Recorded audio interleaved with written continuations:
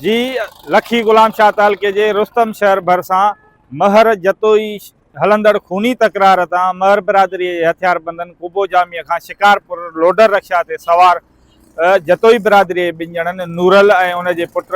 अमीर अली उर्फ अमीरो खे अगवा करण बैदि